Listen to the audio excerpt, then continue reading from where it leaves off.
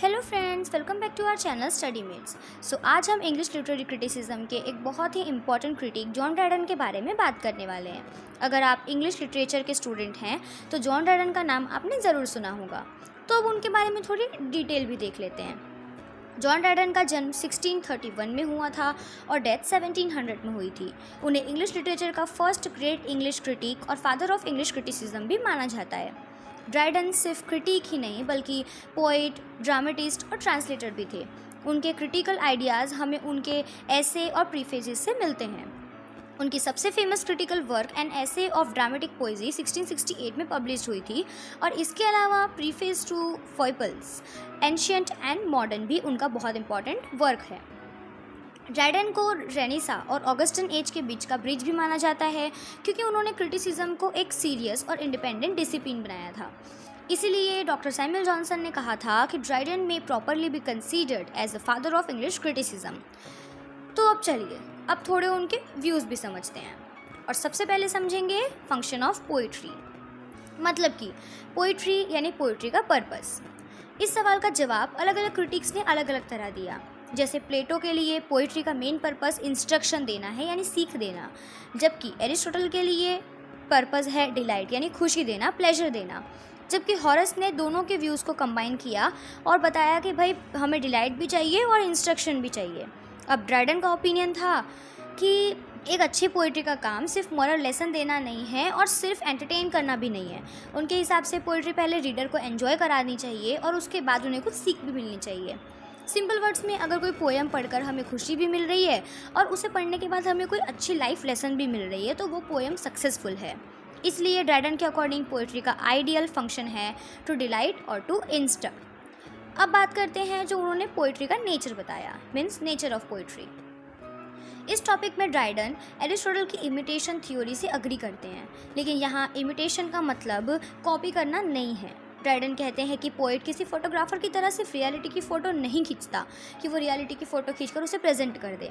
एक पोइट अपनी इमेजिनेशन का यूज़ करता है और रियल लाइफ को और भी ब्यूटीफुल और मीनिंगफुल बना करके प्रेजेंट करता है सबके सामने। यानी पोइट रियलिटी को रिक्रिएट करता है और सिर्फ कॉपी नहीं करता। ड्राइडन ने इस प्रोसेस को अदर मैन्स फैंसीज भी कहा है, मतलब पोइट दुनिया से आइडिया लेता है लेकिन उन्हें अपनी इमेजिनेशन और क्रिएटिविटी के हिसाब से एक नया मोड़ दे देता है। बाद में कॉलरिज ने इसी आइडिया को इमेजिनेशन की शेपिंग पावर के रूप में और डेवलप किया था। इसलिए ड्राइडन के लिए पोइट्री एक क्रिएटिव आर्ट है, मैकेनिकल कॉपिंग नहीं। आगे वो बात करते हैं व्यूज़ ऑन ड्रामा, जो कि इनका सबसे इम्पॉर्टेंट व्यूज़ है। ड्राइडन ने अपनी famous critical work an essay of dramatic poesy 1668 में ड्रामा की एक बहुत ही फेमस डेफिनेशन दी है और वो बहुत इंपॉर्टेंट है, तो इसे थोड़ा ध्यान से समझिएगा। Drama is a just and lively image of human nature, representing its passion and humorous and the change of fortune to which it is subject for the delight and instruction of mankind. अब थोड़ा simple meaning में भी इसे समझ लेते हैं, थोड़े तोड़ तोड़ के, मतलब टुकड़े टुकड़े में एक एक लाइन में हम इसे समझना कि हमें ये क्लियरली समझ आए। सबसे पहले ड्राइडन कहते हैं अ just and lively image of human nature. इसका मतलब है कि ड्रामा इंसान की ज़िंदगी का एक सच्चा और एक जीवंत चित्र, जिसे हम रियल लाइफ की चीज़ें कहते हैं, वो होना चाहिए।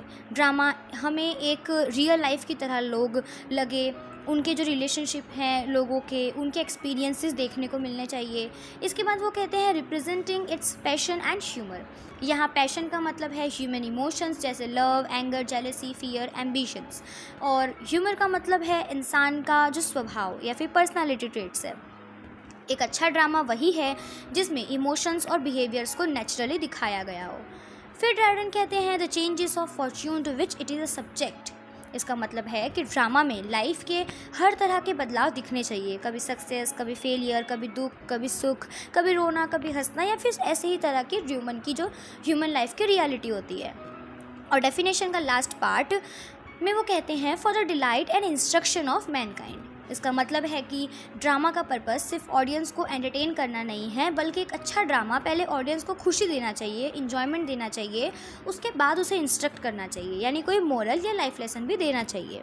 इसी तरह ड्राइडन के लिए ड्रामा सिर्फ स्टेज पर परफॉर्म होने वाली स्टोरी नहीं है, बल्कि ह्यूमन लाइफ का रियलिस्टिक मिरर है जो हमें एंटरटेन भी करता है और एजुकेट भी करता है। इसके बाद ड्रैडन फ्रेंच क्लासिकल जो ड्रामा है उनकी 3 यूनिटीज़ बताते हैं, जिसे एरिस्टोटल की भी 3 यूनिटीज़ कह सकते हैं, unity of time, unity of place and unity of action. पर भी इस पे भी उन्होंने अपने व्यूज़ दिए हैं, लेकिन वो इन रूल्स को पूरी तरह से ब्लाइंडली फॉलो करने के लिए नहीं कहते हैं। इसी कॉन्टेक्स्ट में वो शेक्सपियर, बेन जॉनसन और मॉलरिन का भी बात करते हैं। ड्रैडन शेक्सपियर की नेचुरल जीनियस और इमेजिनेशन की बहुत तारीफ़ करते हैं, जबकि बेन जॉनसन के डिसिप्लिन और क्लासिकल रूल्स को भी बहुत अप्रिशिएट करते हैं। यानी ड्रैडन के हिसाब से सबसे अच्छा ड्रामा वही है जहाँ इमेजिनेशन और आर्टिस्टिक डिसिप्लिन दोनों का परफेक्ट बैलेंस हो। अब बात करते हैं ट्रेजेडी के व्यूज़ की। तो अब ट्रेजेडी मतलब कि ड्रैडन ट्रेजेडी के बारे में एरिस्टोटल से पूरी तरीके से अग्री कहा करते थे, काफ़ी हद तक 90%। उनके हिसाब से ट्रेजेडी ऑडियंस के अंदर पिटी और फियर यानी कि दुख और डर जैसे इमोशंस को जगाती है, लेकिन ड्रैडन कहते हैं कि ट्रेजेडी का हीरो आर्टिफिशियल नहीं लगना चाहिए, हीरो रियलिस्टिक होना चाहिए ताकि ऑडियंस उनके इमोशंस और स्ट्रगल से खुद को कनेक्ट कर पाए, यानी एक सक्सेसफुल ट्रेजेडी की पहचान बनाती हैं। आगे बात करते हैं हम कॉमेडी के बारे में। तो ड्रैडन कहते हैं कि कॉमेडी भी ह्यूमन लाइफ को रिप्रेजेंट करती है, ऐसा नहीं कि वो कुछ बस अलग ही चल रही है, ऐसा नहीं होता है। कॉमेडी का जो प्राइमरी पर्पस है वो ऑडियंस को खुशी देना होता है, इंस्ट्रक्शन भी ज़रूरी है, लेकिन वो सेकंड प्लेस पर आती है, क्योंकि ऑफकोर्स कॉमेडी है तो पहले तो भाई हमें कॉमेडी ही चाहिए ना, खुशी एन्जॉयमेंट चाहिए। यानी कॉमेडी हमें हंसाती भी है और सोसाइटी के बिहेवियर को इनडायरेक्टली रिफ्लेक्ट भी करती है, ऐसा जॉन ड्रैडन कहते हैं। आगे वो बात करते हैं एपिक के बारे में। अब ड्रैडन के अकॉर्डिंग एपिक एक बहुत ही इंपॉर्टेंट लिटरेरी फॉर्म है और कई सिचुएशंस में वो ट्रेजेडी से भी सुपीरियर मानते हैं एपिक को। उनके लिए ट्रेजेडी बाद में आती है और एपिक पहले आता है। इस पॉइंट पर वो एरिस्टोटल से पूरी तरह अग्री नहीं कर रहे होते हैं। ड्रैडन का मानना था कि वर्स फॉर्म जो है वो एपिक और सटायर जैसे जॉनर्स के लिए सबसे सुटेबल होता है, क्योंकि इसमें लैंग्वेज और एक्सप्रेशन दोनों ज़्यादा इफेक्टिव होती है, ऐसा वो मानते थे। और ये थे इनके सारे के सारे व्यूज़। सो फ्रेंड्स, आज हमने जॉन ड्रैडन के इम्पॉर्टेंट क्रिटिकल आइडियाज़ को समझा, उनके introduction, function of poetry, nature of true poetry, drama, tragedy, comedy और एपिक के बारे में भी जाना।